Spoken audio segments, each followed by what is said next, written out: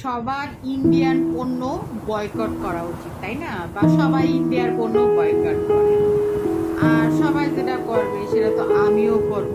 যাই হোক, আর আমার ঘরে বা আপাতত আমি নিজেই তো বয়কট কট খেয়ে বসে দিছি। এই কট দেখ, আমার স্বামী সাহেব ও কি করে, ইন্ডিয়ান পণ্য বয়কট কই রে, সে তো আর কোনো পণ্য আনতেছে না, খুঁজে খুঁজে খুঁজে দেশি পণ্য নিয়ে আসতেছে।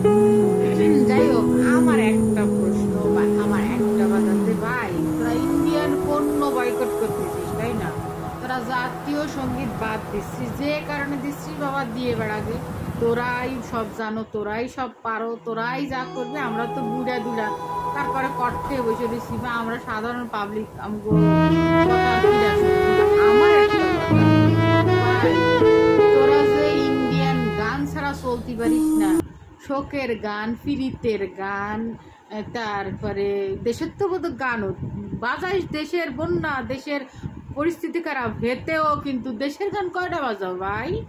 আর এই যে তোমরা গান শোনো, গান গাও সারাদিন হেডফোনে, তো সেই ইন্ডিয়ান গানই শোনো, কয়টা বাংলাদেশি মানে বাংলাদেশি ছবির গান শোনো, বাংলাদেশি ফিল্মের গান শোনো?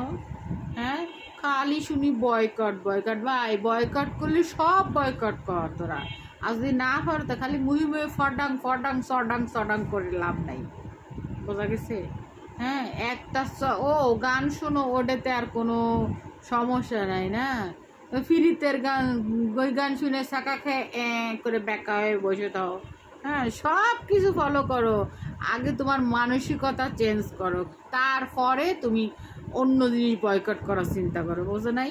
আমাকে দেশে পোলাপান খালি এই সারাদিন অনলাইনে থাকে আর লম্বা লম্বা স্ট্যাটাস মারে, ঘরের থেকে নাইমে যদি কইছে যে যা দিয়ে একটা কাজ করগে দি, বাস ওরে রোদ্দুর।